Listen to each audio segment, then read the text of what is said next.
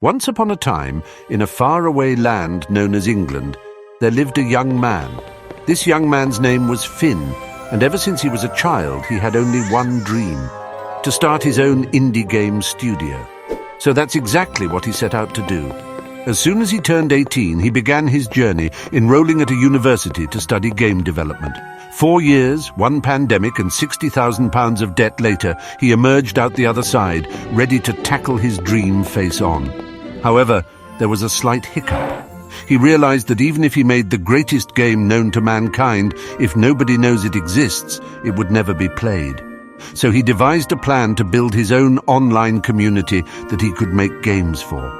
But one does not simply grow a community overnight, and he knew he needed a strategy for accumulating members.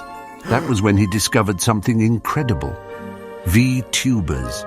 Inspired and amazed by their creativity, ingenuity, and technological feats, he came up with an idea. He would develop a fully interactive Twitch stream universe where he could play mini-games, interact with community members, and add anything that his heart desires to the virtual universe. This was the beginning of what would come to be known as Season 0. Several months later, on the 22nd of February 2022, he debuted his stream for the whole world to see. But there was one teeny, tiny issue. The world didn't show up. Well, that's not exactly true. A few of his university mates showed up, but not quite the outcome he was looking for. Months passed, and while his community had gained a few new members, he realized that something had to change. So he stopped streaming and headed back to the drawing board. However, this time was going to be different. From his experience streaming, he had learned two very important lessons about being discovered as a small content creator.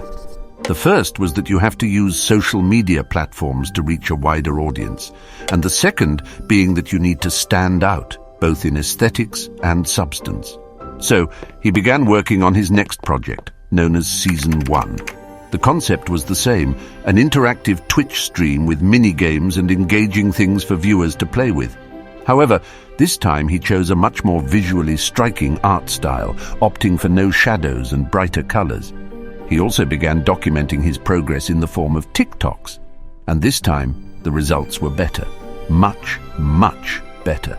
The response to the TikToks was so overwhelmingly positive that he couldn't help but start streaming again. So in early November, he debuted Season 1, and over the next few months, his community began to grow larger and larger. However, the cracks began to show, and a problem started to weigh heavily upon him, literally. The VR headset he was using to animate his avatar is, shall we say, not the most ergonomically designed piece of hardware.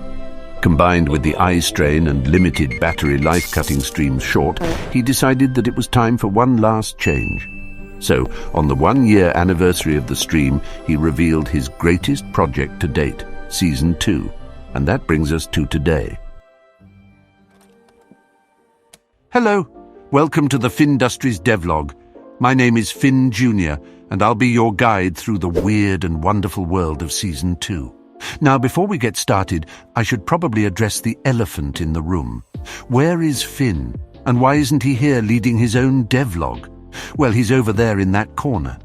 As to why he's cowering in fear, the answer is simple. He's a bit camera shy. I know, right? Useful trait for a streamer to have, isn't it? One day he may overcome his fear of recording on camera, but today is not that day. So until then, I'll be taking over the devlogs. Sound good? Lovely. So buckle up and pack a lunch. We've got a lot of ground to cover. And without further ado, let us begin. So when the stream first starts, you're met with an introduction sequence. This is just to allow viewers to arrive before the show begins. If you're within the first 5 viewers to join the stream, you get a special status known as First. This turns all your messages blue for the whole stream, but in the future we're going to change this to something more stylish. Once the planet eclipses the sun, we pan down into the main area of the ship. Let's just call this the desk. On the desk, we can see a little memorial to Season 1. He died of natural causes. So the biggest change from Season 1 is that Finn no longer needs to have a virtual reality headset at all times. Instead, he now controls a standard game character by default, and any virtual reality is a bonus. This means that even if the headset battery dies, he can continue as a mouse and keyboard character. However, it's admittedly less engaging than a motion-captured avatar. So, usually after the intro, Finn will go through the patch notes. The patch notes cover all the new features that have been added since the last stream, and are documented in their own channel in the Discord. That's about it. Moving on. Viewers can spend channel points to spawn in a little robot. These robots, known as bytes, are how you as the viewer get to interact with the stream world. They respond to messages you type in chat with specific animations or emotions, and you can customize them with a range of cosmetics. Currently, you can change your skin color and hat, but we're looking to add more types in the future, such as backpacks or wings. To change your cosmetics, you have to type specific commands in chat. But worry not, this next feature makes this process very simple. If you type !tutorial in the chat, it gives you a link to a PDF. Inside this PDF is everything you need to know about the stream, including what cosmetics are available. So all new viewers should give this a skim if you're interested in joining the streams. Continuing on with the subject of bytes, they can also be made to talk using a text-to-speech system. This uses regular Google Cloud and special AI-generated voices, but the latter is only for subscribers. Sorry, not sorry. When enabled, any messages that you send will automatically be converted into text-to-speech and played from your little byte. Hello, this is a test message. Also, don't forget to subscribe to Finndustries. Pretty cool, huh? You can also find a list of voices in the tutorial if you're not happy with the default one that was assigned to you. Now, you may be wondering, what happens if someone wants to spawn in their byte but doesn't have enough channel points? Well, the answer is obvious. Blood sacrifice. Taking 5 willing subjects and placing them on the corners of the pentagram, a byte can be summoned into the world. Admittedly, a fair bit larger and slightly more demonic than regular bytes, but what matters is it works. Now, what happens if some of these bytes start to misbehave? Well, with a simple press of a button, they can be caged and sent to intergalactic space prison, also known as being timed out for 5 minutes in chat. Oh, it looks like someone is calling. I wonder who it could be. These nuts. Got him. I should have guessed. When a viewer subscribes, donates, or any other significant event happens, they get a complimentary phone call. Similar to bytes, all messages they send are converted into text-to-speech.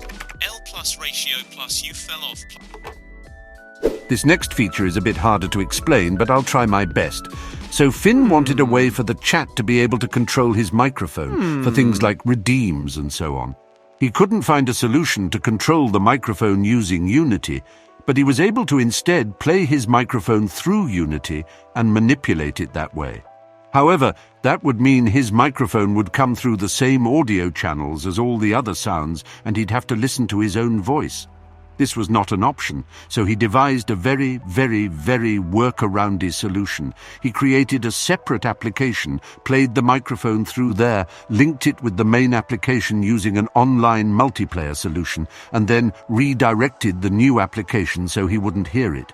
But chat would. If he wanted to mute the microphone, he would send the command over the multiplayer network, and the new application would mute the microphone. Complicated, but it works. This new solution also allows for peripheral sound, which is pretty neat. Now, as mentioned earlier, VR has been added back, but it's not quite the same as before. Due to the success of his streams over the past few months, Finn was able to purchase full body tracking in the form of Vive trackers. And while that's pretty cool, it doesn't come without downsides. The main one being the tracking is absolute. So that one's more of a work in progress, but I thought I'd mention it anyway. In the event that another streamer raids the channel, a special sequence begins. Alarms begin to play, and Finn must return to the desk as soon as possible as the ship is being, raided. Every message sent from this point onwards will cause the raiding ship to fire a laser towards Finn's ship. After a while, the lasers stop, and this happens. Isn't it beautiful? The ship then returns to normal, and the raider gets their phone call. Oh, would you look at that? We got an achievement for being raided. Yep, there are achievements too. These are mainly just to help acknowledge when milestones have been reached, like when certain viewer counts are hit or a total number of messages have been sent. Next up is the currency system, which is used by Finn for things we'll get into a little later. So how does Finn earn this currency, you may ask? Well, that's done by playing minigames against chat. Not all minigames reward currency, as some don't involve Finn directly, and instead pit viewers against other viewers. The first minigame is Ask Me Anything, where viewers can submit questions for Finn to answer. The second minigame is Blackjack, which is exactly the same as the card game. Finn acts as the dealer, and viewers take turns to play against him. If Finn wins, he gets a currency reward. If the viewer wins, they get a point on the leaderboard.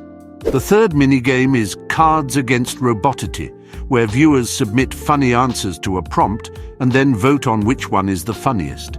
The most voted answer gets a point on the leaderboard. The fourth minigame is The Guesser. The objective is to guess the correct word and be the first to type it in chat. If you do, you get a point on the leaderboard. As to what words you will be guessing, there are several different game modes, such as Pictionary, where you guess what Finn is drawing, the Flag Quiz, where you guess what country's flag is being shown, the Theme Quiz, where you guess which movie theme is being played, etc., etc. The fifth minigame is Hot Potato, where a random viewer is chosen to explode. They must pass on the explosion by mentioning someone else in chat. This repeats until the timer runs out. If you are stuck with the explosion at the end, you explode and get timed out for 1 minute. The sixth minigame is Undercooked, which if you've ever played Club Penguin's Pizzatron 3000 is exactly like that. Viewers submit orders for pizzas and Finn has to assemble the pizza correctly before time runs out. If he does, he earns a reward. Otherwise, as you've probably guessed by now, this happens. The seventh minigame is Who's That Streamer? This one searches through viewers currently watching the stream and browses their following list. This stuff is public information, I swear it's not creepy. Well, maybe a little. Anyways, from the list it chooses a random streamer and shows their Twitch profile picture. The chat then has to guess whose profile picture it is, and the first person to type it in chat wins a spot on the leaderboard.